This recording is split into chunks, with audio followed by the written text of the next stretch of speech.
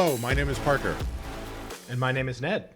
And this is the Force Unlimited, yet another Star Wars Unlimited podcast. This is episode number 10. 10, Ooh. Dear listener. That is an order of magnitude more than our first episode. Numerically, in terms of Ned and my ability as podcast hosts, and in terms of the content we have for you today. But, as always, we're going to talk about the game that we just played. So, Ned, tell us about the match. Parker, we didn't play a match. And why is that, Ned? That's because it's the middle of the afternoon and I have to get back to work. And why are we recording in the middle of the day, Ned?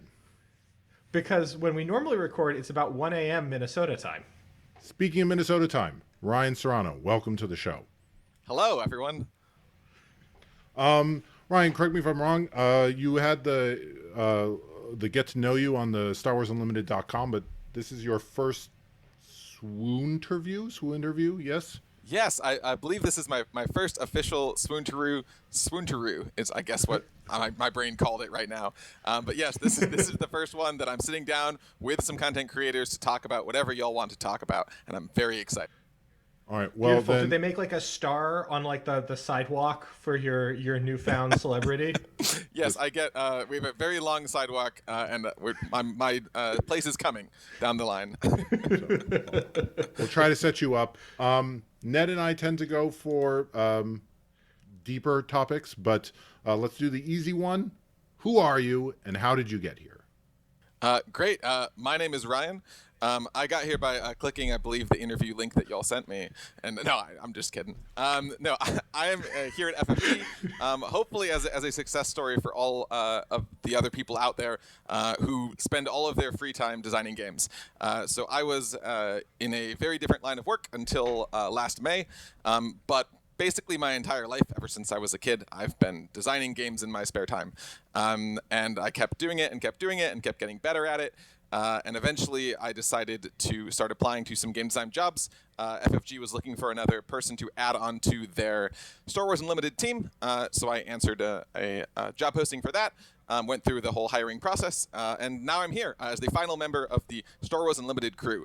They like to talk about the four of us that all got added around the same time, but I'm officially the most recent hire. I was hired about a month or so after the other three folks, MJ, John, and Joe.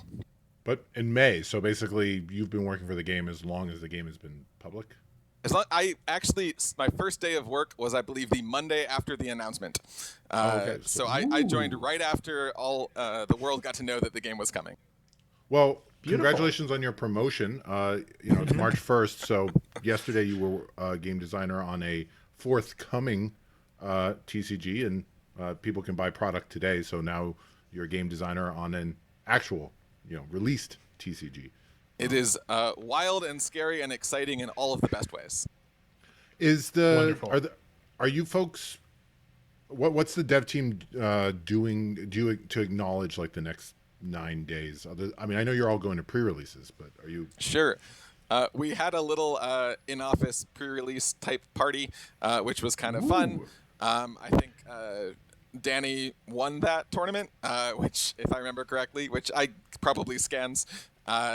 And then I think some of us are going to wander around and maybe make some secret appearances at some of the pre-releases and main game day release events that are happening around the Twin Cities. And then I think some of us are just going to hang out together and watch the internet. Just have some screens up and just have Reddit on one screen and have Discord somewhere else and just kind of see everyone's reaction to everything and just watch what people are saying. We've had so long to think about the game that we're excited to hear from everyone else what they think of it. Yeah. I'm 4 hours. Okay, so I want to talk about the game, but first I feel like threshold layup question. So let's talk about Star Wars for a minute, not Unlimited. First, what's your favorite corner of the Star Wars universe? Like, Star Wars means so many things now, but what does it mean to you? It's such a tricky question because I tend to like the parts of Star Wars that feel very unique when someone takes something and goes in a different direction with it. So, for instance, the recent Ahsoka show, I really loved the idea of let's see what sort of Arthurian kind of themes looks like in the Star Wars universe. I have a soft spot always for small, forgotten, one-off Clone Wars episodes, and I am constantly going through them and rewatching them to try to find little bit characters that have an interesting idea or an interesting plot or some just weird thing that they do, and then try to get them into the game somehow. I am definitely seeking out those lower tier characters that have maybe someone is out there who loves that character so much and would be so surprised if they ever made it into the game, and I want to make their day. If not you. You've heard it here first. Dexter Jetster is confirmed as releasing in the next set. I mean, if you can't do it, Ryan, right? Like, if not you, who? So, then the other question is: so we've seen Solo, which is a heist movie, and we've got Andor, which is a political thriller. And what kind of genre would you like to see Star Wars tackle next? I probably really every genre eventually. Star Wars is the monomyth in so many ways, but it is something that I think that I want them to give to someone with a very strong creative vision and see where they take it. If someone wants to do a Star Wars noir thing, that would be awesome. If someone wants to do just whatever direction someone wants to take it, I just want them to find passionate people and have them do cool things within the universe, because I think that's where the best, most memorable stories come from. I did my literature thesis on Raymond Chandler, so I'm grateful to hear you say noir. More noir. So, talk to us about your day-to-day. I mean, obviously, you're sitting down, just spreadsheets nonstop, 24/7, or is there more to it than that? I could tell you how many different spreadsheets I have open on my computer in the background right now. But there definitely is some spreadsheet work. I know when I first got hired, I spent much of my opening couple months just putting together various spreadsheets just to help myself, get to know the game. At that point, obviously, there were several sets deep into development, and so there was a lot to suddenly cover. Imagine being given, not even one, not even two, a whole bunch of sets at once and said, here, learn all of this at one time, which is can be a lot. So yeah, a lot of spreadsheets. I'm very, I'm hyped to talk about spreadsheets for sure. We definitely spend some time. It's probably easier to talk about the week to week than the day to day. But in any given week, we try to get some limited test in. As many of us are free. We try to get, a live in-person test where we all come in to the office and play. We get, obviously, trying to, spread our time among all of our different attentions. We're all working on multiple different sets at once, going into the future, as well as trying to keep our eyes on the set that is, soonest to be released. And then we also have our little side projects that we work on as well that relate to the game. So, for instance, I am in charge of most of the rules documents and making sure those are up to date and that we're responding to and anticipating the possible rules clarifications that will need to happen. So that also takes up a decent amount of my time. But yeah, so it's kind of just scattered around doing a whole bunch of stuff. A lot of it is playing the game, but a lot of it is just chatting with other people about the game and trying to find cool things to do. Depends on whether a set is in design or in development, and whether we're focusing more on design decisions, balance decisions, those sorts of things, which depends on where in the process pipeline that set is at the moment. Makes perfect sense. So I feel like another easy layup question is often what's your favorite aspect or favorite color, but you actually answered that on StarWarsUnlimited.com. So what's your least favorite aspect pairing? I appreciate all these, as you say, layup questions. I feel like I'm scoring 2 points after 2 points after 2 points. One more time, sorry. What's this question? Least favorite. Least favorite. Okay. My least favorite aspect. pairing, if you're talking about multiple aspects that you're playing against at once, Yes. is probably Vigilance. Vigilance, the hardcore Vigilance players, where all they want to do is play a bunch of Vigilance cards and nothing else, tends to be one of my least favorite decks to play against or as. It tends to lead, it's not necessarily, but it tends to lead in a more control-y direction, and I'm much more of an aggro mid-range player by heart. And then also, it tends to play games that are a little bit longer. Obviously, we're shooting for a window of how long a particular game we'd like it to last. And games that have Vigilance tend to be a little bit longer of a game, which I like to try to get a lot of reps in when I get to sit down to the table. Yeah. So that question is not just a gotcha. How do you design cards for, say, Vigilance? Like, as a designer, the spreadsheet calls for 2 double Vigilance cards, falls to you to make 2 double Vigilance cards. How do you motivate yourself to get pumped and create something cool for aspects that you're maybe less thrilled about? Yeah, that's actually, I think, a great question. So one thing that we can do is we have a very robust design team. Y'all are probably familiar with all of our names at this point. But because we have multiple people working on any given set, a lot of times if one of us gets stumped on designing a particular card, we can go to someone and ask for a little bit of help. Or if they had some sort of cool design, we keep slush designs for things that don't quite fit where we want them, but just in case there's some sort of future set that could use that design, we keep a big file of those. And also, I think that if you're taking, for example, Vigilance and me, when I'm looking to design a Vigilance card, I'm looking at designing it for a particular kind of player. I'm not necessarily trying to design the entire set just to appeal to me. Part of the joy of that can be that different people are going to enjoy different things about the set. So, for example, if I design a Vigilance card and then I take it to John, who enjoys playing Vigilance decks more than I do, and John is excited by the design, then I feel, okay, I'm going in the right direction. He's an Emperor Iden Versio stan that he and I, and possibly he and Ned share that love. So I mean, I love sacrifice synergies. So, and anything that you can do to turn your own cards into value and get them off the board is something that I really enjoy. But on the subject of other things that I enjoy, let's talk about negativity. So specifically, Ned plays control. I love control. When you're defining aspect, I'm going to use the term color pie slices. These slices are defined not only by what they can do and what they're good at, but also by what they're not good at and what they can't do. So can you go through some of the aspects or aspect pairings and talk about what these aspects are not allowed to do? And this, again, not necessarily categorical, because I know design changes and things move ahead, but as of the thinking right now. Sure.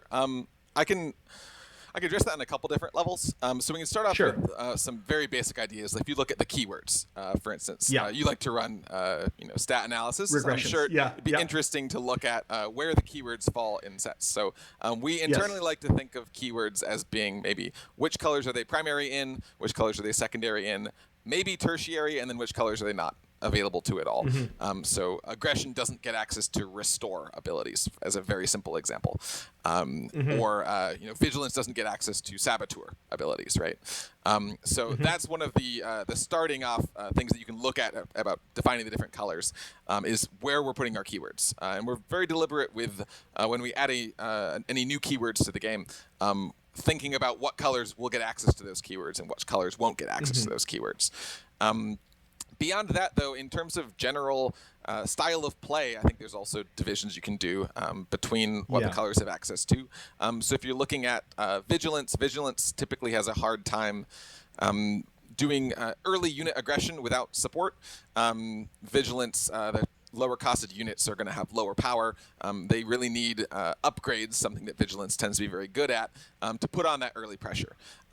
It's not that Vigilance can't do aggro, it's that Vigilance aggro requires doing it in a Vigilance kind of way.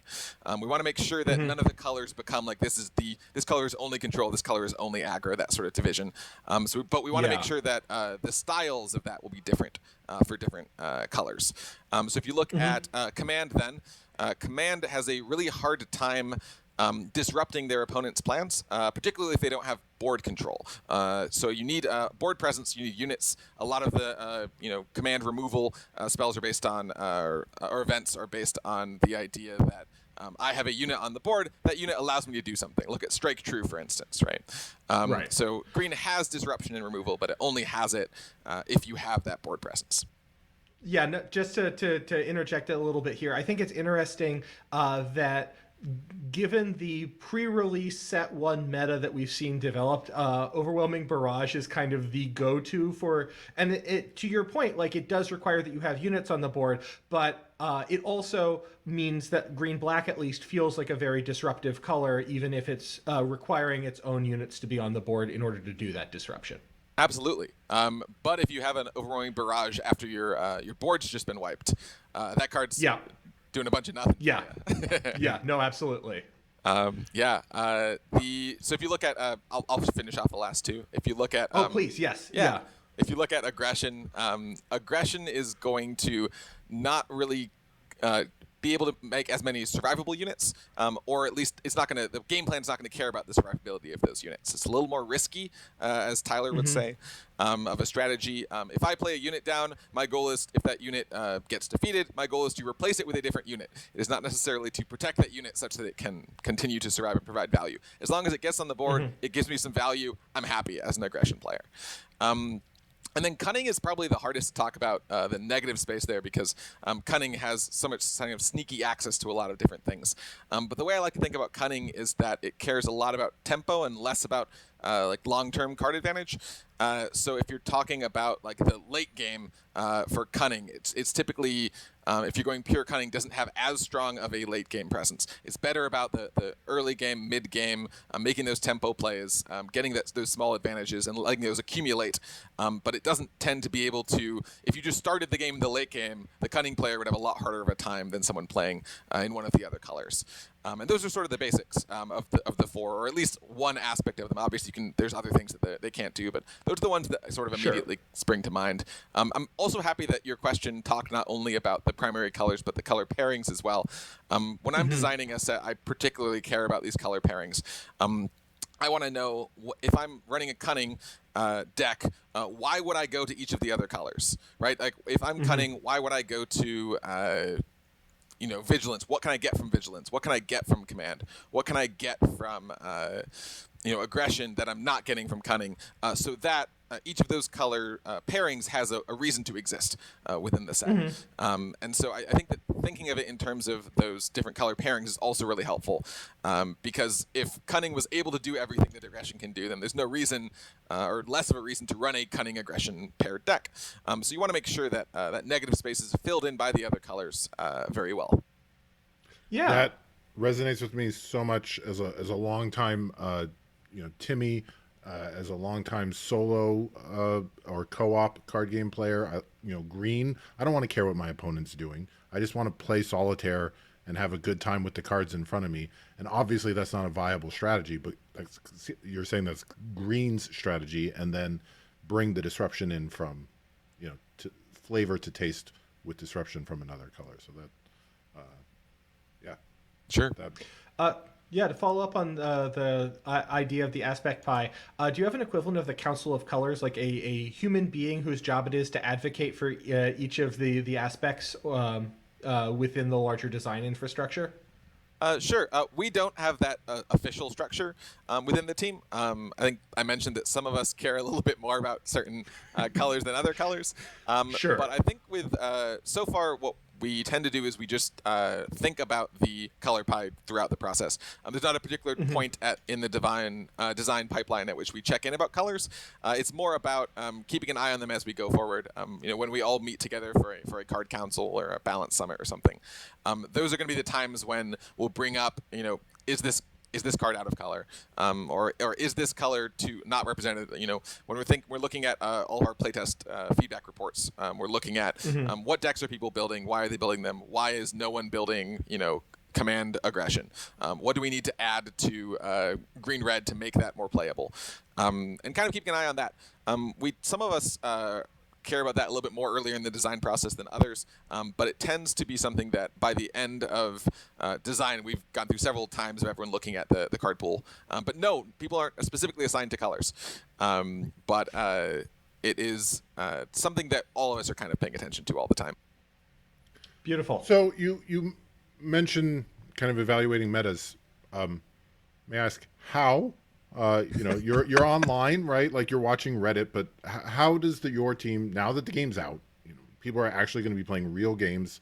There's going to be some, we're going to have showdowns in 2 months. How do you know if a format is healthy? Because I feel like 16 or 18 equally balanced, perfectly represented pie chart of 18 leaders is a impossible dream. So, right. But so what is a healthy meta to the new SWU team? Sure, and that leader pool is only going to expand over time as well. So no, of course. And the more levers you have, the less it is. I mean, we know inherently that there's are going to be certain leaders that rise to the top. We have our own predictions about what those leaders are going to be, but obviously our internal meta is going to be. We try to make it as representative as possible, but we like to talk about how in the first week of the game's release, more games of Star Wars Unlimited are going to be played than we have played internally all the way up till then, with just how many people are going to be having their eyes and their hands in it. So we know that as much as we try to keep things relatively balanced, that certain archetypes and certain leaders are going to rise to the top. As long as there are different archetypes that are up there that are all competing, I think that is the sign of a healthy meta. If we have, a deck and there are responses to that deck. So if a certain deck is doing very, very well, can someone else who reasonably expects that deck to be played bring something to a tournament that will reliably beat that deck, so that deck will have to respond to it or anticipate it in their deck construction or their sideboard or something like that. So keeping an eye on whether there are multiple archetypes supported, as well as the idea of whether there are responses that are available, is kind of, I think, two of the things that make a meta healthy. It's also important to talk about how certain archetypes are going to be weaker in certain sets than other archetypes inherently. We do not want, an archetype to continue to be weak over set after set after set. But if a particular archetype is strong in set 1 and then it gets supplanted a bit by a different archetype, maybe in set 2 or set 3, that shifting, that constantly flowing, the idea, I think, Joe might have said it once, at least internally, of a boat that is constantly sort of tilting back and forth, but never is running perfectly straight, is kind of the hope for a meta that is still interesting, because we also don't want to make a meta that is immediately solved or is trivial to play in. We want those decisions to still be interesting. We want a month or two after set 1 has been released, people still to be finding interesting things or making interesting decisions in deck building. That's the dream, of course. There's always possibilities that we have made a mistake, or it's something is overcorrected in one direction, or there's a particular leader of the combo that's just way stronger than we thought it would be. But hopefully we've built something that is strong and sustainable, and that will be expanded on, and we'll put new things that will come out in future sets that will push that ship in a slightly different direction. Beautiful. How important is it that, and so one of the things I've noticed looking at some of these pre-release fake extremely small representation of the overall theoretical space that could be occupied, but yeah. But one of the things I've noticed is that there is a low representation of vigilance as an included aspect. Vigilance, people love Krennic, people love Luke, people love Iden Versio, but some people really, really love Chewie. But I've noticed that a lot of people, there seems to be a dearth of people choosing a non-blue leader and bringing in blue cards. And again, this is small, early and representative meta, et cetera, but yeah. But how important? I mean, is not specifically blue, but how important is it that an aspect be represented by the leaders versus be represented by the base? Is it sufficient in a given meta that it's only coming in from a base or only coming in from a leader? That's a really, really insightful question. I would say that in any particular meta, particular set, it's not much of an issue. I would say that if it was a sustained issue over the course of multiple sets, then it would be more of a problem. We want to take your example, we want Vigilance to have tools that are appealing to people who are not running Vigilance leaders. If the meta has worked out in set 1 that those tools aren't as needed based on what the top decks are, that is, I think, ultimately okay. As long as Vigilance is still showing up with Vigilance leaders and other things, they're still participating in that top of the meta. However, if we saw when set 2 comes out, when set 3 comes out, Vigilance is still not being picked, not being added to decks, then it becomes more of a problem. Then it becomes something that we're not adding enough spice, not adding enough interesting things into Vigilance outside of the leaders, where all that power is focused in what the leader abilities are. And then we would want to go in and probably adjust that or take that into account going forward. So I would say that it's not an issue until it becomes a pattern. Okay. Then it might be more of an issue. Totally. I'm pretty sure that not everyone would agree with me on that. That is my personal take. I know there are some designers. We're having an interesting discussion about a related topic this week. I know there are some designers who don't think it is important at all, whether it's on the leader or on the base, as long as the color is represented. So yeah, I think you get a slightly different answer, but I would say that any sort of pattern like that is when it starts to raise a flag for us. Okay, yeah, no, you want to have that. Ned and I talked in a recent episode about the topography of a game and exploring it, and if you know that it's never going to be the leader, that it's always coming in, or vice versa, then that's unexplored territory. Yeah, topography is a great word. I wish I had used it in my response. You can use it going forward. All credit to Ned. Related to leaders and aspects, another thing is, I was curious, how much does a leader have to reflect their aspect versus synergize with their aspect? Krennic synergizes really well with Vigilance, obviously, but he has Restore, which is almost completely unrepresented in Villainy Blue. It's just him and Delmico. Iden Versio kind of has a secret, heal mechanic, but which is thematic because both Iden and Delmico were villainous for all of like 45 minutes of the game, and then they're good guys. So but so Jyn Erso has the minus attack ability, which feels like the blue Jedi lightsaber, and yet synergizes really well with what yellow is trying to do. And I was kind of curious. So again, to phrase that as a question, how much does a leader have to like reflect their color versus just synergize with their color? Sure. Another very good question. I think that one of the things that you see is that because a leader has such an outsized impact on their deck, that when we give leaders abilities, those are abilities that are going to impact that entire game, that entire deck that you've constructed.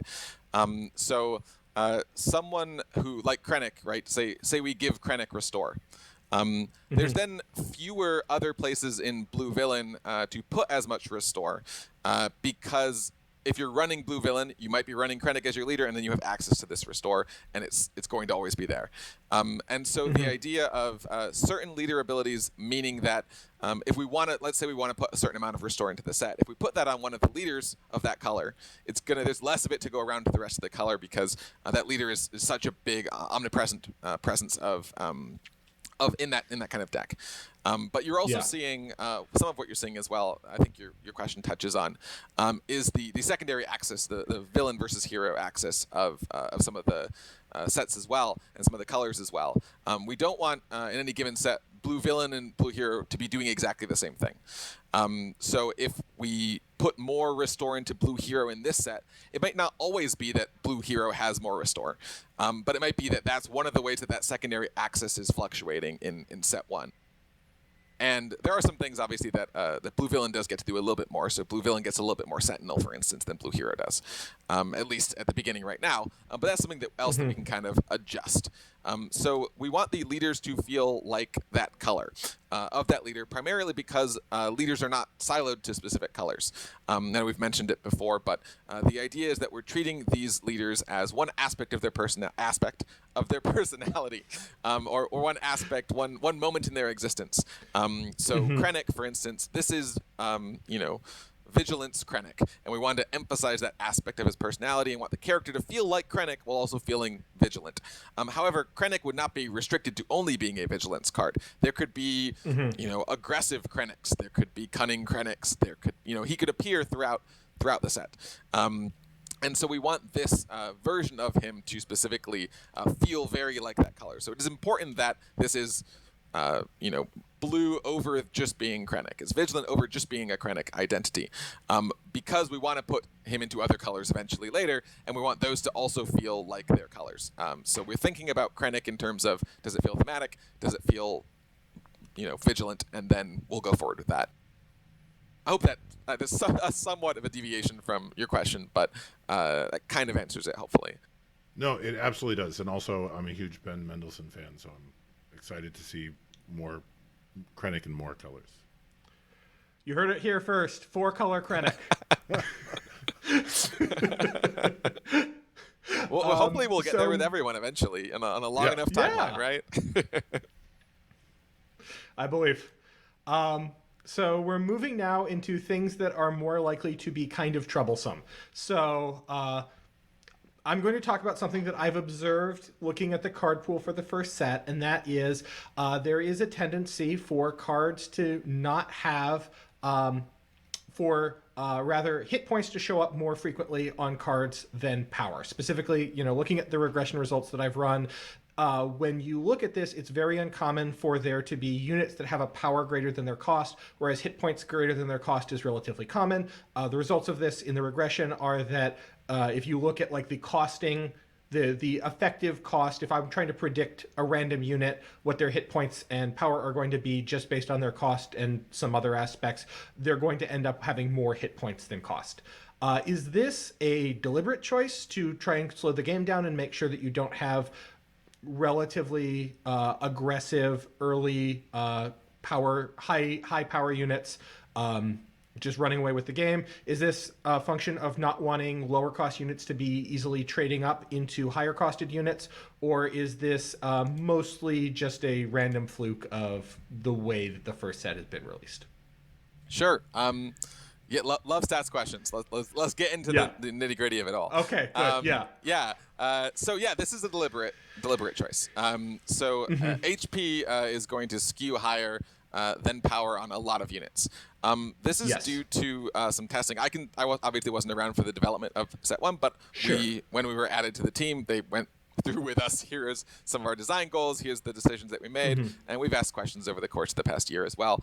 But one of the things that came up when testing set 1 a lot was the idea that the game is just more fun if you have units that can stay on the board. When I play a unit, you play a unit. Unless you're red.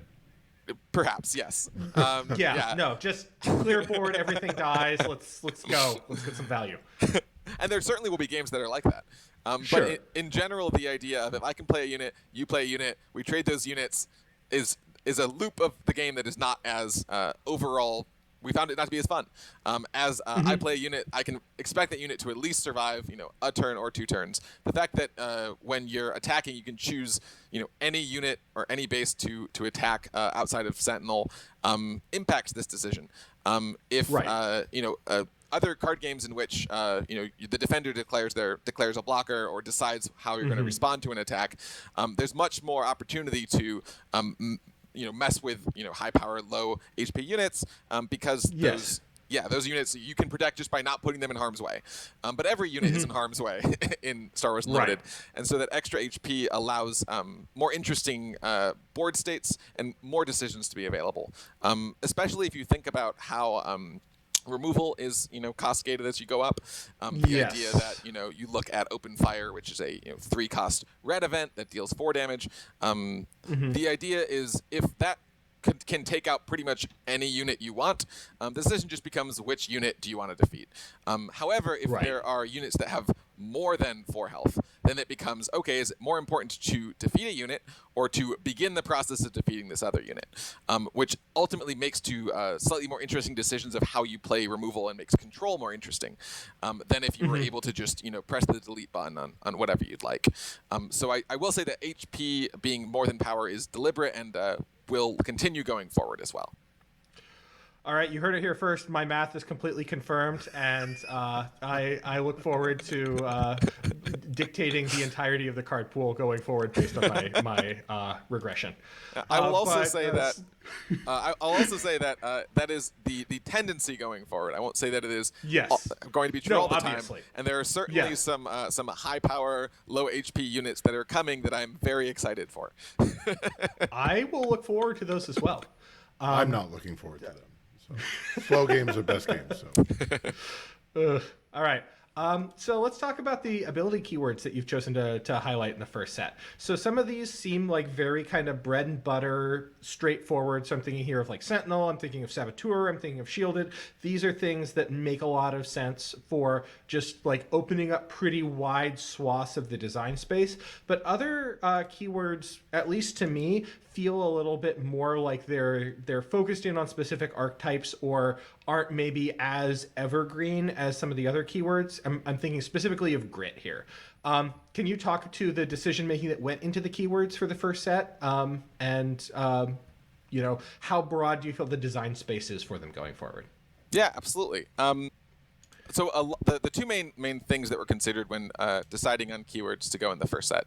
Well, I mean, besides the idea of are they fun to play with, because if they're, that's that's factoring into stipulating everything. That they're fun, right? That they are fun. Is number one that we wanted them to be simple. We wanted them to be relatively straightforward and easy to understand, with relatively clear reminder text on the card, so that you can look at the card, understand what the keyword does, without having to get too into the reads on. I have to go look up what this word does, etc. So easy to understand and explain was a key one. Obviously, there are some interactions. As a rules person, I have to acknowledge there are always interactions that are complicated, no matter what you put in the game, no matter how simple you want it to be. Which is part of my job is to make sure that all those are accounted for. So we wanted them to be simple was the first thing, and the second thing we wanted to do is we wanted them to encourage dynamic unit combat. So we wanted to make sure that the combat of the game, since the majority of the game is combat most of the time, we wanted that to feel interesting. So you'll notice that a lot of the keywords have interesting things to do with combat. Raid adds power during combat. You mentioned shield, which will prevent damage during combat or from other things. Right. Sentinel, protecting your units, Saboteur getting through the Sentinel. A lot of these are based specifically around the idea that we wanted our keywords early on to making combat feel more interesting and feel more exciting to participate in. Now you call out Grit specifically. Grit is not specifically combat related. It's one of the other ones. It's in a slightly smaller quantity in the set. And it's tends to be something that we have to kind of put in a smaller quantity because it's something that can get very out of control. Grit is something that Vigilance has access to, and you know what else Vigilance has access to? Upgrades. Lots of upgrades that can help out your units. And so while that is a very fun strategy to be like, I'm going to take a Grit unit, I'm going to put upgrades on it, it's going to be a giant monster, it's going to be very exciting, probably exciting for a Timmy type player.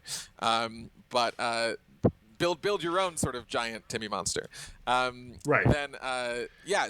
while Grit exists for that, it is something that we don't want to put too much in, because that is something that can be something that is sometimes difficult to track, to keep exactly an eye on exactly what the power is. I have to there's an additional step of addition that happens when you're calculating, when you're looking at the board state. But we do want it to happen, and we want there to be some more dynamic options there. So while Grit isn't necessarily as combat-focused of a keyword, it's something that is paving the way for some other ideas to come, and also giving certain players who like that idea, who want a little bit more math, want to be able to kind of create their own fun unit, an option there. But we're definitely going to be expanding into. Obviously, I mean, it's no special reveal to say that there are other keywords that will be coming, and we'll be expanding into other keywords that don't necessarily have to do as much directly with unit combat in the future. We wanted to prioritize unit combat for the first set, though. Totally, it's your core interaction. Yeah. It would be a mildly terrifying reveal if there weren't more keywords. This is it. The whole game. This is it. Right. Well, someone's going to quote that out of context. That leads me to my next question, which is, shoot first, and strafing gunships. Shoot first is a mechanic that in other games is often keywordized, right? The ability to do damage before you get it back has been keywordized in many games. And the mechanic now to strike exists, first, as it were. yeah. And the mechanic now exists twice in Star Wars Unlimited, in Shoot First and in Han Solo, but is not keywordized. And similarly, I look at strafing gunship, a ship that, a unit that can cross arenas, and since it's not keywordized, my brain immediately says, is it the only one, right? If it was going to happen often, it would be keywordized. When does a mechanic that you find interesting become a keyword? Sure. There's a bit of art and science to this one, which should appeal to both of you. The idea of I think you're right to think that part of it is the density. How much are we going to use a card in a particular set? We might start off with thinking, oh, we're going to use this all the time. This is, of course, going to be a keyword. And then slowly, as a set gets developed, we keep losing it on cards here and there. We find that the play pattern isn't as interesting, or we find the play pattern is crazy strong, and we're like, we can't give this to that many things. That would be just, if it was everywhere, then everyone would run this, or it would make the other keywords less interesting, etc. So part of it is definitely the density of any given set. So if we looked at that idea of dealing damage first with shoot first, if that was something that ended up throughout the set, we would want to obviously let's shorten it for a pure card space. Right. We want there to be cards to be readable. We want there to be not too much text on cards. That's obviously one of our design goals is to not get into 17 lines of text on a card. So part of it is how much is it being used in a set, how much space does it save us to make it a keyword, versus mental space does it save to make it a keyword. And then part of it is the design space going forward. Do we think that this is a keyword that's, or an ability that's going to come back a lot?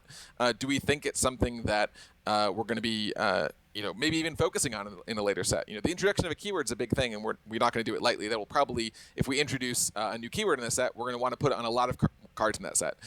Is this something that we could ever do that with? And we think that would work or not.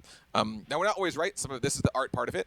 Sometimes we will assume that a certain phrase, we can't really use this. Later on in development, we might decide, hang on, this actually could be used a lot more often than we thought it could at first. Maybe because of the introduction of some new mechanic, or perhaps just because we've played with it more and now we've figured out that what we thought was some unbeatable strategy is actually pretty easily counterable by something else. So we don't always get it right, but some of it is a prediction of how much we're going to be leaning on that or putting it on cards in the future, as well as the density in any given set as to whether it becomes a keyword in that set. Now, as the rules admiral, if you were to keywordize a mechanic, hypothetically, that existed in a set, we'll use shoot first as an example. If in a future set you wanted that to appear on many cards, how do you think the team would go about that in terms of rolling that out, retroactive, Sure, applicability to cards? Yeah, I think it's still an open question. I think that we definitely have the potential in the future, if we decide to, as you say, keywordize a particular line of text, to go back and decide, okay, well, this now retroactively, this card has that keyword now. It has that line of text. There also might be situations in which we decide that, we want to do some synergies with this particular keyword, and it doesn't really work retroactively. We don't really want these old cards to get these new synergies. So we'd rather them just have the same ability, but not have it keywordized. And I think it'll probably be on a case-by-case basis based on which keywords or which abilities we end up turning into keywords. I can tell you right now, there is an ability that I'm working on in one of the future sets. I am currently just putting it on in text, but I am anticipating that this will probably become a keyword at some point in the game's life. This text particularly is not something that can go on a lot of cards in the particular set that I'm using it for, but it is something that could be more of a core identity of a future set. So for right now, it's just lines of text. But I'm keeping in my back pocket the idea that this could potentially become a keyword. Although there's not the sufficient density for it right now, it might be something that we end up doing that with in the future. So we're definitely keeping an eye on those kinds of things.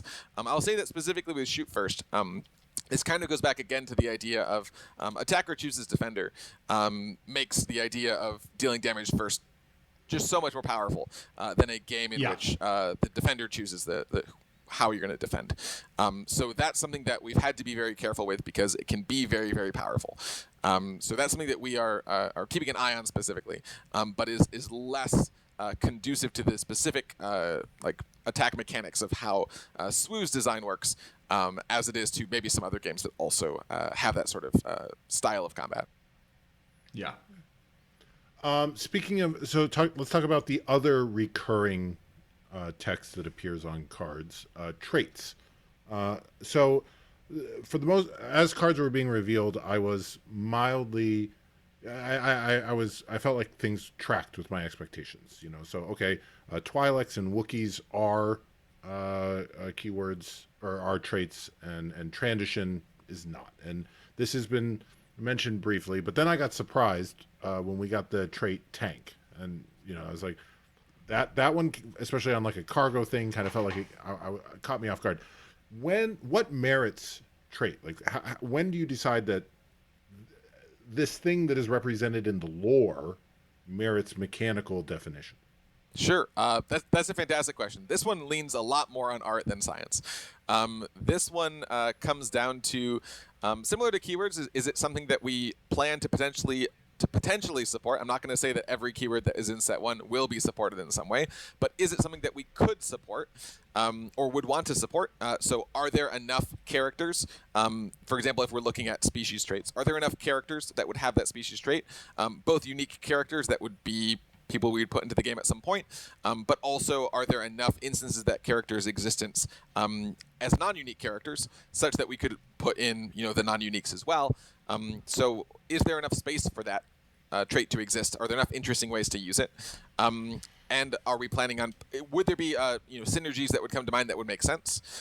So, you know, with Wookiees, are there particular patterns or something that we would say, okay, this is sort of a very Wookiee idea. We could build in some cards that if someone makes a Wookiee deck, they would be able to, put sliding these cards with them. We want that trait to specifically respond to this.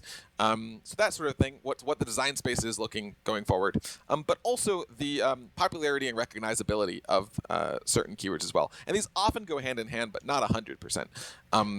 So the idea of Wookiees, again, are a very popularly recognizable, well-beloved species in Star Wars, and giving them that extra shout-out in the trait line is nice. So it's kind of a dual question of recognizability, popularity on the one side, and then also what the space is for future cards to have that trait. The trait box, there are lots of different factions, lots of different species, lots of different types of vehicles, and there's only so much space in that trait line. So the more that we add into the game, either the smaller that text has to get over like the long run, or the more we have to be very judicious in which cards will get which traits. So we do want to make sure that if we do put a trait down, because once we commit to having Wookiee down, then we're not going to put a Wookiee in the game and not have that Wookiee trait on it. Do we think that Wookiee is valuable enough to give up that real estate on every Wookiee card we're ever going to make? Is a question that we consider. Yeah, I can't say for sure that all of those are going to eventually get support, but they all have the potential to eventually get support, which is why they end up sticking around. And it's also possible, and we may have encountered this already, that there are traits that we didn't put in some of the early sets that we later decide wanted support, and then we're stuck in a very awkward situation where this card that you would think would absolutely have that trait doesn't have the trait in retrospect. And sometimes that happens, and it's unfortunate. Sometimes it's something that we can kind of make a workaround to fix. But it's a complicated question, and one that it mostly involves a lot of guesswork. No, that's insightful in and of itself. So you mentioned that when you were talking about keywordizing, being aware of what's coming. Spark of Rebellion is Terry and Kenyanita, right? It exists. There was nothing there. Now there is.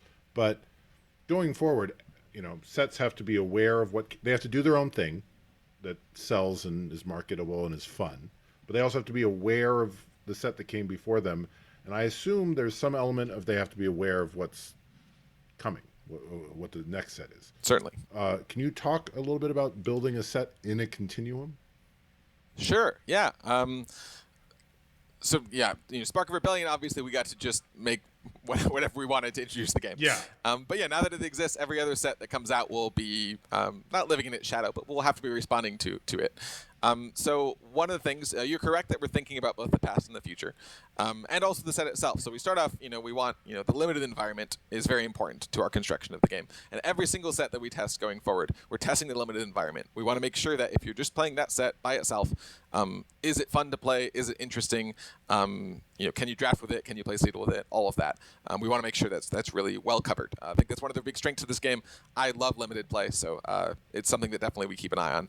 And make sure that set plays well with itself. It also should play well with its neighbors. So some of that is making sure that the set is doing interesting things that are different from the sets on either side of it, and the sets that are always going to exist with it, particularly in Premiere. And playing around with the power levels of that. So we want to play, decks that are built entirely out of that set, playtest decks that are built out of, every set that exists so far, and see where the power lies, how much new interesting stuff is happening. You also want to make sure that we're sort of, if you think of each set having a budget of power. So if we're dividing up where the power goes in the set, because there will always be cards that are more powerful than other cards. Right. You want to make sure that the power of it's budgeted differently in different sets as you're going through, like a year, for instance. So if one set we feel like, okay, this set is the archetype that's going to kind of emerge and probably be a little bit stronger based on what these sets' mechanics is doing and what its identity is mid-range, for instance. Then we're expecting probably that more of the power in our budget for the set is going to be a little bit more in mid-range. Not necessarily that we are trying to push mid-range. More of that, the specific mechanics lend itself more to a mid-range style of play. Then what we don't want is for the set immediately following that set to also put a lot of its power and a lot of its big cards in mid-range, because then what's going to happen is the mid-range decks are going to get stronger and everyone else will have a harder time dealing with them. So we look at which archetypes are strong, and we want to make sure that those archetypes are shifting around. We're putting our power at different points in the cost curve at different archetypes, so that the meta stays fresh moving forward, and that decks are getting to participate more, archetypes are getting to participate more than they were in previous sets. So we're thinking about the archetypes and the meta as a continuum as well. There's also my favorite thing to do, which is seeding things for the future. The idea of we might know what's coming up in the next set and put a couple cards in that right now might make no sense. People might be, why is this card in here? It is underpowered. It makes no sense with this set's mechanics or theme. Why is it here? Is it just someone's pet card? What's going on? Sometimes those cards are secret hints or things that might work well with something that's to come in the future. I personally love the experience when playing a trading card game of a new set coming out, and I go back through my binder to try to find what old synergies no one's thinking of that I can suddenly bring out. Haha, my favorite card from set 2 is now suddenly amazing because of this new deck that came out. And having some of those seeding some of those fun moments of discovery, I think is another cool way that you can design in the continuum.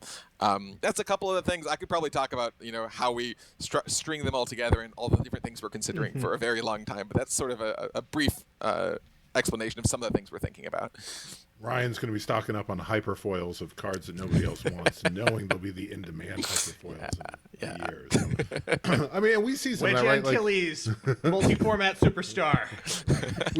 I can't imagine that like Mace Windu without is going to be the only Republic card we ever see, right? Like, I mean, that feels like that could happen.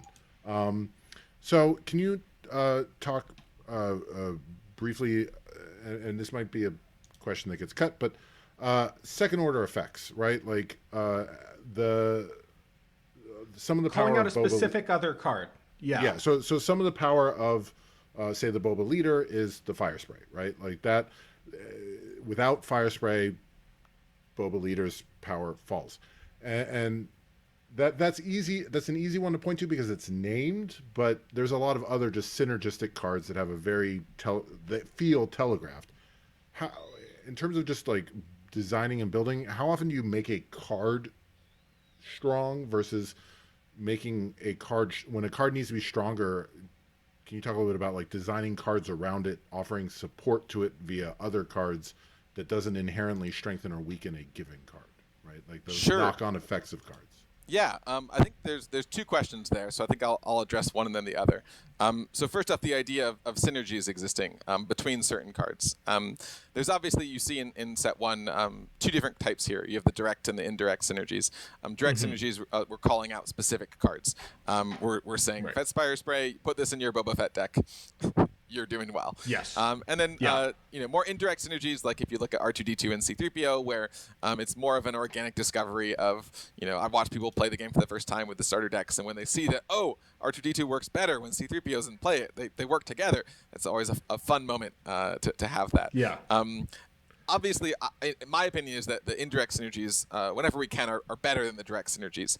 Primarily because Fett's Fire Spray might be a perfectly good card without that line of text about Boba Fett. But is anyone going to put it in their non-Boba Fett decks for that? Or will it always feel somehow like, I'm not really getting the full value out of this card without Boba Fett being around? Well, there'll always be that tension, even if the card... We found that, testing the game as well, that... those cards sometimes feel like a letdown, even if they're perfectly fine, even if this is just trinket text. People tend to want to only get the maximum value out of that card. So that tends to be something that pushes us more in the direction of indirect synergies, where we want these cards to work together, but we want it to be more of a moment of discovery, as I mentioned before, about why these cards work well together, as opposed to explicitly calling them out. Now, the question about why we would put certain power in supplemental cards, secondary cards, second-order cards, as you say, as opposed to the cards themselves.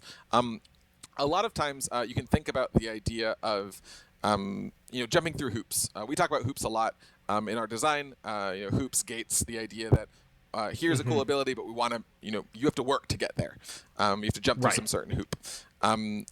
The idea of making a synergy card where the hoop of that card is you have to be able to get multiple cards in play at the same time is a hoop. Obviously less so for Fett's Fire Space, particularly because he works when Boba is a leader and your leader is always in play.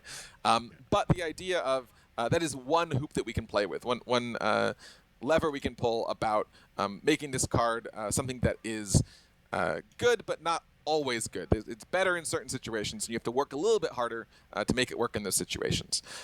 Fett's Fire Spray working with Boba Fett is obviously a fun thematic synergy. It's a very recognizable ship, very recognizable character. There's also the assumption a little bit that these named cards can fill a hole that the deck isn't otherwise able to accomplish. Or a weakness. Fett's Fire Spray fills a bit of a hole in what internally was a very strong Boba Fett deck by giving it access to something that doesn't usually have. Boba Fett obviously great at readying resources, getting more cards into play, but those cards don't always have an immediate impact on the board.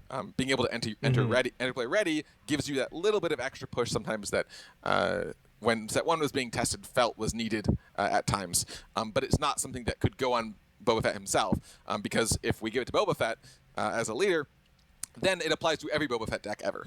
This is some sort of permanent bonus where no matter what cards you run with him, he is able to fill this hole. But now, if you happen to find in your draw the card that is very thematic with him, perhaps now you're able to compensate for a detriment in his deck, which feels thematic and fun and interesting, but also isn't going to happen 100% of games. And so you do have to work a little bit harder for it. It's one of those hoops you can play with. I hope that answers somewhat some of the ideas on it. Yeah. No, absolutely. That's just a game design kind of area that I find fascinating. A balance question that I find fascinating. Okay, so Ryan, Ned and I are big believers in stating base assumptions before asking questions. So the assumption is Star Wars Unlimited, wildly successful. The assumption is that Fantasy Flight, fiscally sound. The assumption is your boss loves you. So, remove Ryan Serrano, the human being, from the equation. Purely as a game designer, about Star Wars Unlimited, what terrifies you? What mechanical compromise are you nervous about? What thing is being held together by duct tape that you're like, oh man, that's going to bite us in the butt? I think that's a great question. I think that if I can leave part of myself in answering this question, sure. I am perpetually terrified that the comprehensive rules document does not cover everything as comprehensively as it needs to be. Whenever I see anyone ask a question online, my heart always jumps a tiny bit of like, did I cover that? Did I remember to put that in? And for the most part, thankfully, the answer's been yes. But every time someone asks a question in any forum, I'm always worried that I missed it. So that's one of the things I'm terrified of, is there's some really important interaction that the rules don't adequately cover. And so I'm always watching that like a hawk. Ned will find it. Yeah, someone will find it. 100%. No matter, it's Yes. like writing a dissertation. No matter how much you work at it, you could always work at it more. We could always be putting more effort into the comprehensive rules. At some point, it needs to be published, and then that is where you're at. But someone will always find something afterwards that you could have made better. Luckily, it's a living document that we can continue to update set to set. On the design side of things, I wouldn't say anything's held together with duct tape, in the sense that, we obviously are testing several sets out into the future, and we haven't found anything that is just absolutely going to fall apart, that we've already pre-planned that, okay, we need to respond to this outside of the game, like we need to step in when this particular set comes out, that this one thing is going to just break everything. So thankfully, I can say pretty reliably that nothing is held together with duct tape. However, there's always the concern, for me at least, going forward, that there is some sort of cross-set power jump that we haven't accounted for. The idea that we thought, okay, this card in set 1 is the abilities are weak. It's not gonna play very well, and so let's give it some extra stats, or let's give it an extra sort of trinket ability, and that. We made that decision with the set 1 meta in mind. However, once set 2 comes out, set 3 comes out, set 4 comes out, we get to the point where we look back and really, really, really regret giving that extra stat button or giving that extra ability, because now this card that was never supposed to be a meta player, we were just giving it a little bit something extra so that it could not be terrible, is now this massive player because we made that compensation without being able to look far enough into the future to the cards that would make it work really well. So I'm not super concerned about set 1 by itself. As more and more sets get added to the pool, that's something that I think is just necessarily things that you can't get 100% coverage on. So that is what keeps me up at night, I guess, is the potential rules mistakes or things that we've missed, and then the idea that did that card really need that extra HP? Is that going to come back to bite us later? I don't know, and I hope not. We will have you back in a year or two and hold you accountable for your sins. Please do. I would love to just be like just stood there and just have everyone point out all of my mistakes. As an amateur designer myself, although with zero interest in moving to Minnesota at this particular time, do you have any advice for people, any pointers for folks who are interested in design or in trying to take their design to the next level? Sure. I know this has been said before, so this is not going to be anything new. But the number one best advice that I ever got from anyone was if you take 2 people and one person has the most brilliant idea for a game that's ever happened, and the other person has a very mediocre idea for a game, but they have made a prototype of the game, the second person is the better designer. The idea that you can think in your head and write down, either in your text files or your spreadsheets or wherever you want, all of the greatest game ideas you've ever thought of, and they could be the best game ideas ever, but if they don't turn into actual, something physical that you are playing and playtesting, they aren't doing anything, really. And that took me a very long time to realize, because I would have pages and pages and pages written about game thoughts that I had, or new ideas, new pitches, or something. But none of them I would never turn any of them into prototypes, into playable things. The first time I finally put in the effort there had been a game that I'd been thinking about for over a year, and I had iterated on, and developed different ideas for, and thought through the concepts for how I wanted certain things to play. I was on version 3 of it or something, without ever actually having played it. And I finally got it to the table and sat down, and got some friends to come play it as well. And It was terrible. It was really, really, really bad. And I had spent over a year of my life thinking about this design. And I would version 2, version 3, changing all these things. Oh, this will make it play better. This will make it play better. Never actually playing it. Finally got it to the table. Miserable playing experience, and right in the bin. So the best thing I can say is that no matter how bad the idea is, play with it. Play it, play it, play it. Don't just think about it. That is my number one advice that I can give to anyone out there designing games. As a person with a Dropbox filled with Word documents, I don't appreciate being called out like that, but you know. Do you have any card design stories that you think are fun to share? Or is this too early? I was going to say, it's probably too early for me specifically, because any of the cards that I've designed have already... Not shown up yet. No one knows what they are yet, outside of the design team. I can tell you one that I heard recently from Tyler, which I thought was funny. Please. I don't know how interesting it is to y'all. But the Vigilance hero event, The Force is With Me, that card was designed before Shields. So it had the shield text on it, but it didn't give a shield. It just gave the ability that shield had. And then shields were added to the game later, and then several versions after that, someone realized, wait a second, Forces With Me should just have a shield on it. And looking at it now, when I first joined the game, I would never have predicted. I would have been like, clearly, you already knew shields were around when you designed this event. Right. But no, it actually happened the opposite way, which I just heard that this week, and I was like, that's really interesting. So that is really interesting. A fun, weird tidbit. Because that event, it's not necessarily a super straightforward event. It's not like an obvious gimme event, whereas shields feel like, in a lot of ways, kind of like a gimme keyword. But I think that's to your point about design. Things that seem obvious in retrospect aren't necessarily obvious when you're staring at your Word document or at your spreadsheet, and you have to play it and you have to test it to understand those spaces. Yeah, one of my favorite things in the design process, full stop, is when we design something and then we look at each other in wherever room where we're designing it, and we look at each other and we think everyone is going to think that we did that on purpose, but we this is absolutely completely random chance that this card and this card synergize, and also those characters care about each other a lot, and we designed them completely separately. Everyone will think that we did this on purpose, and no one will believe us that it was not, because they work so well now. And we've had a couple of those moments scattered around. And mostly on things, obviously, that I've worked on, so things I can't talk about right now. But when we get there, if you bring me back, I'll tell you some of the stories of cards that you would probably not believe me were not designed to interact in the awesome way that they do. I mean, I would love to hear those stories when it's allowed. I'm a firm believer in death of the author. I'm not terribly concerned with Ryan's authorial intent. It's just what it makes its way into the set. But we'll have you on to talk to Ned. Ryan, before I ask the last question, thank you so much for coming on the show. This has been an absolute blast. But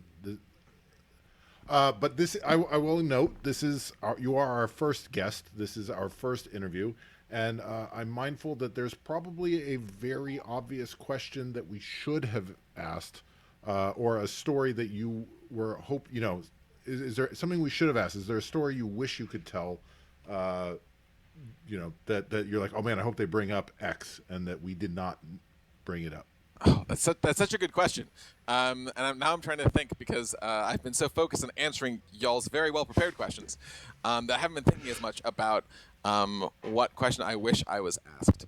I suppose one of the ideas that I like to talk about with games a lot that I don't always get to talk about is the concept of how many different layers we're functioning on in the design team.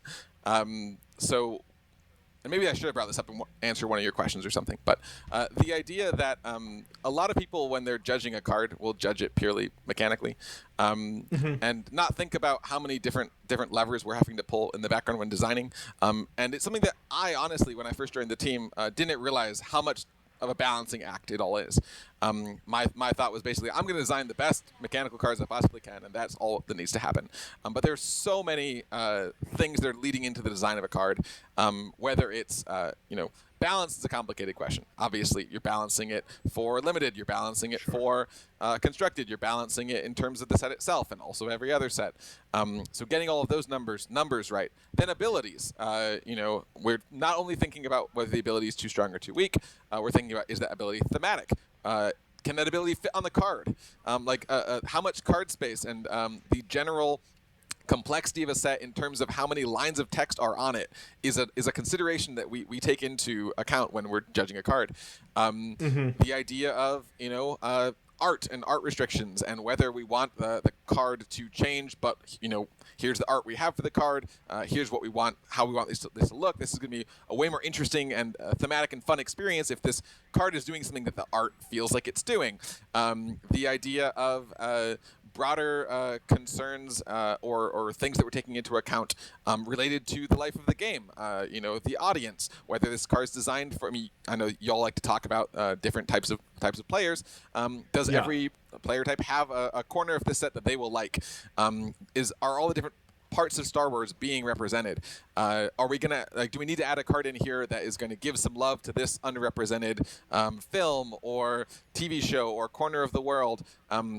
There are just so many levers that go into the creation of one individual card that I always wanted, because it was such an eye-opening experience to me to feel all of that when I first arrived on the job. I would love for more people to think about all of those different facets when we're looking at a card's design. Maybe here's a card where you're looking at it, you're like, oh, this is some vanilla.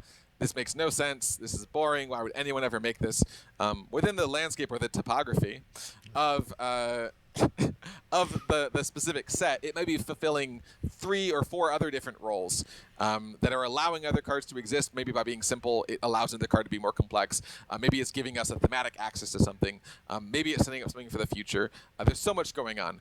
And that's not to say that, if you look behind the curtain, you would see that everything is perfect. Like there are so many flaws, and we're all very flawed, and we have we will make mistakes, and there will be cards that are just like, wow, this card we wanted to work and it doesn't work at all, that sort of thing.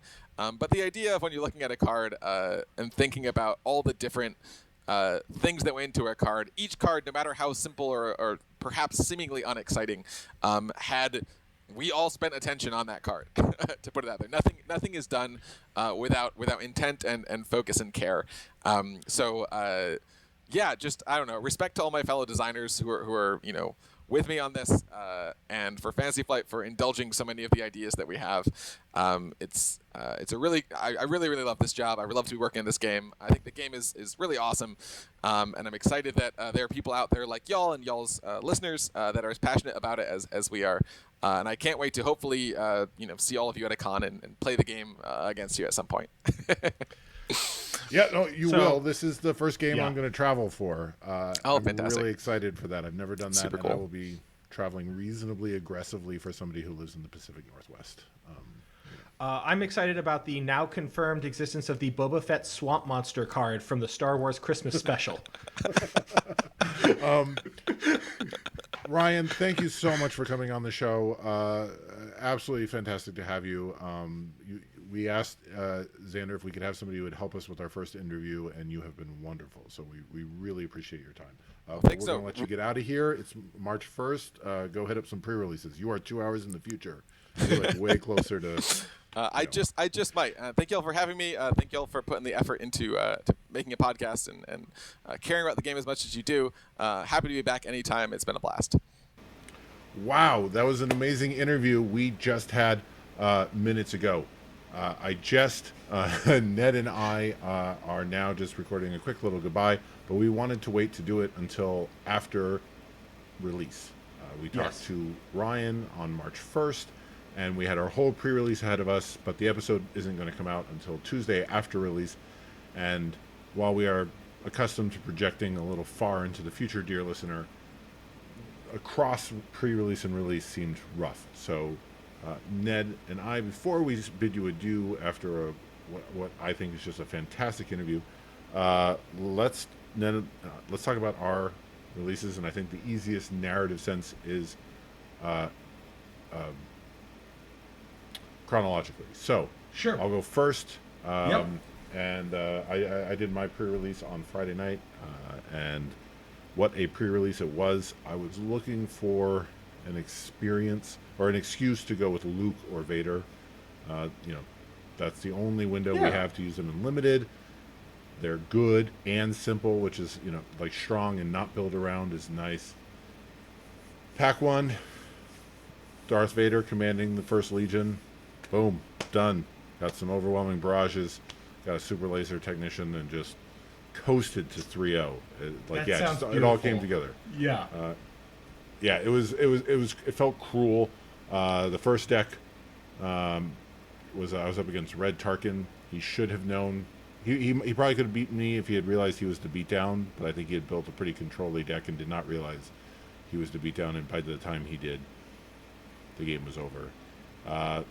Second one was against Blue Vader, and I think he also had a great deck, but my red cards all were on top, and so I established an early presence. I didn't need the ramp. By the time we got into the late game, he started to pull ahead as Blue is wont to do, but at that point, I think it was like 17-2 damage on his base versus mine, so it was just like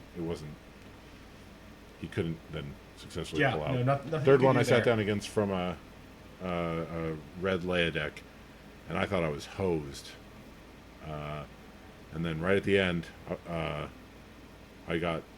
played Unit Vader, deployed Leader Vader. Those two together on the same turn is just disgusting. I felt sinful and limited, and he still managed to get me to 24 out of or 29 out of 30 on hit points on my base, and then I had an overwhelming barrage that I've been sitting on. That was game.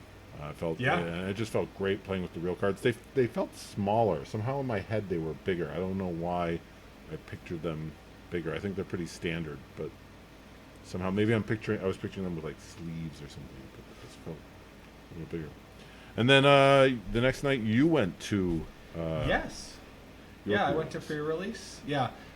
So I was hoping to just, see where the cards drew me, and I opened up a Leader Palpatine along with 2 Vanquishes and a Takedown and some reasonably good blue villainy stuff. So I ended up building an incredibly control shell. I didn't end up with any of the sweepers, but it didn't hugely matter. I will say that something that I was not expecting from the pre-release was the degree to which both the clock and deck size are not in your favor when you're playing a control deck, where in at least 2 or 3 of the games I had to change my plan because I was in danger of decking myself, and so I had to start being more aggressive faster than I wanted to, and taking some risks in order to make sure that I could win before I drew out. And in the last game, actually I caused my opponent to deck themselves, not by my actions, but just by like gumming up the board, and they had overdrawn, and so they lose. Too bad. And the clock was definitely, I would have not done, I went 3-0, sorry, I'm kind of meandering a little bit, but the first round I went 1-1 with my opponent, and then there were like 20 seconds left on the clock when we started round 3, and they just gave it to me, which was incredibly kind of them, and they should not have done.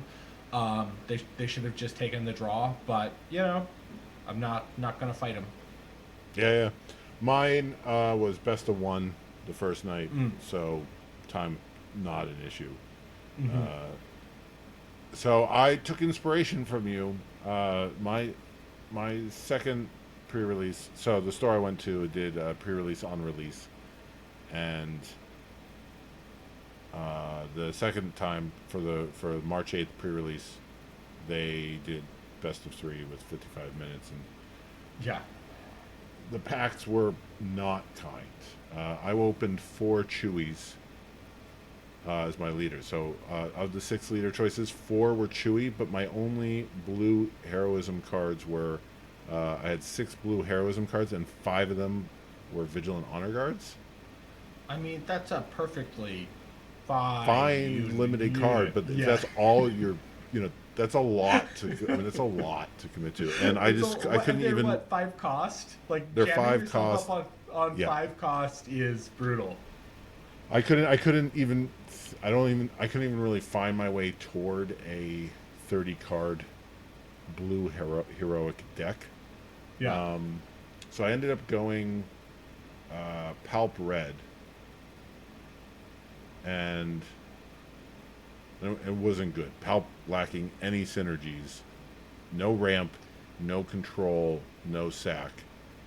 Yeah. It's not very good, that's, Palp. It's having a leader that deploys on 8 is not. Yeah.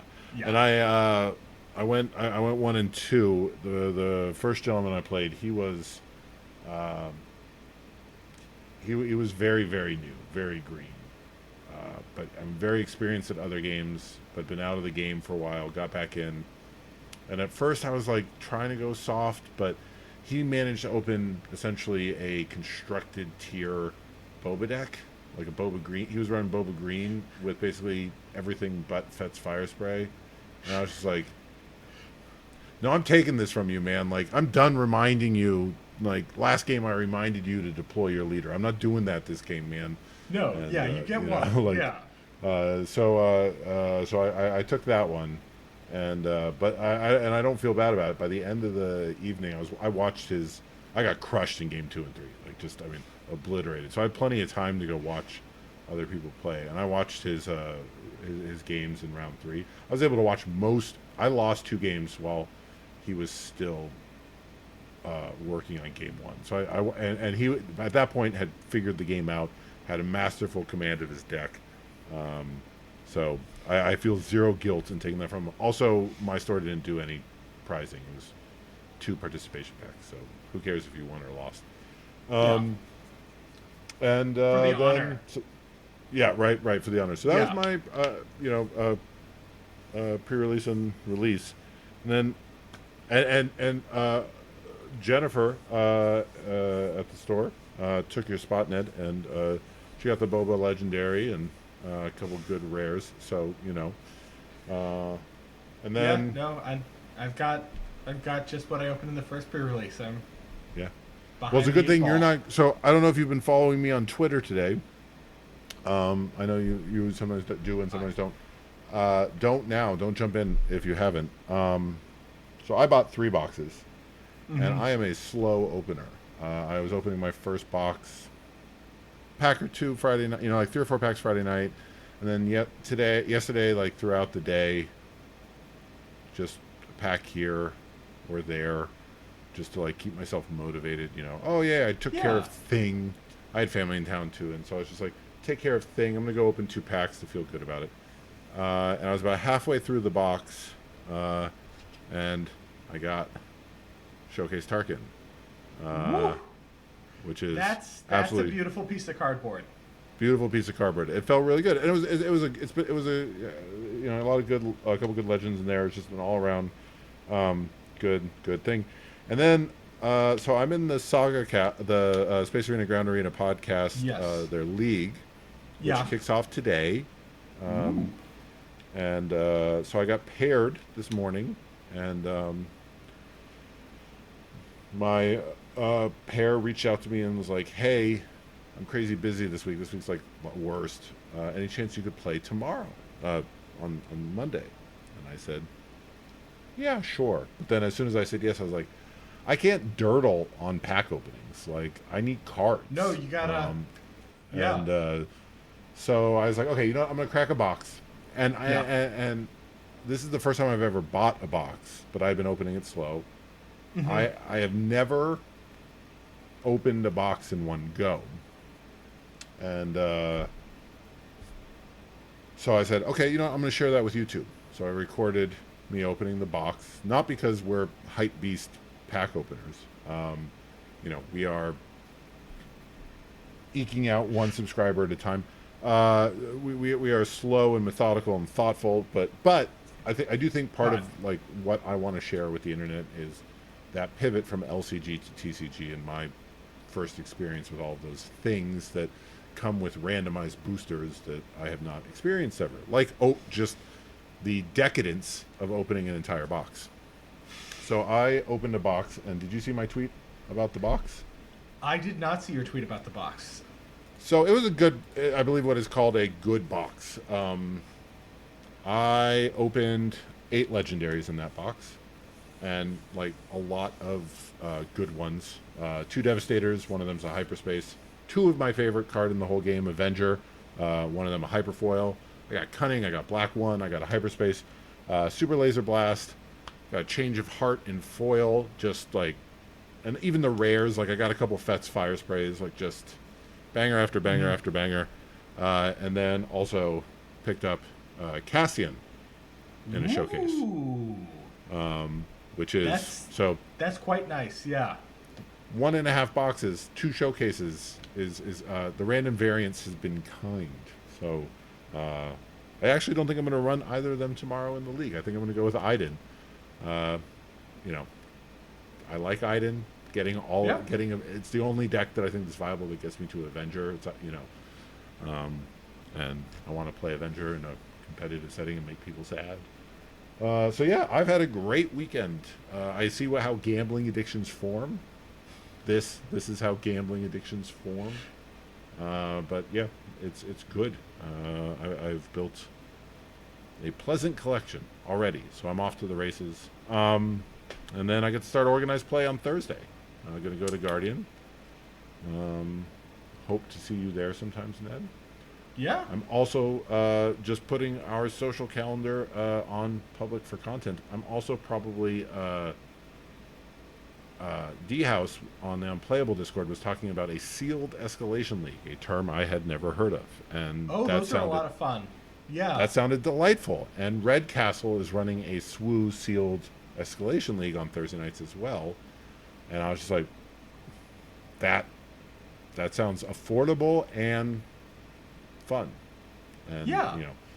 I at the time I was like, I don't want to get blown out of the water, although, with the box I just opened, maybe I'll be, doing some of that. You'll be the one blowing.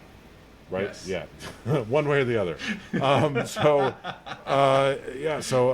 really looking forward to organized play, but I think that's all she wrote. Dear listener, if you have any takeaways, please email us at theforceunlimited@gmail.com. Ned, either about pre-release, release, or reaching all the way back to mere minutes ago with our interview with Ryan Serrano. Do you have any takeaways? I will say that Ryan was a delightful guest, and if anybody else at Fantasy Flight wishes to enjoy the scintillating pleasure of our conversation, please do reach out, because we'll be reaching out. It's going to be like Pokemon, yes. Man. We're going to just shove them in the little, I don't know how the Pokeballs work, the plastic things, but we're catching them all. So, all right. And with that, dear listener, we will see you in 2 weeks.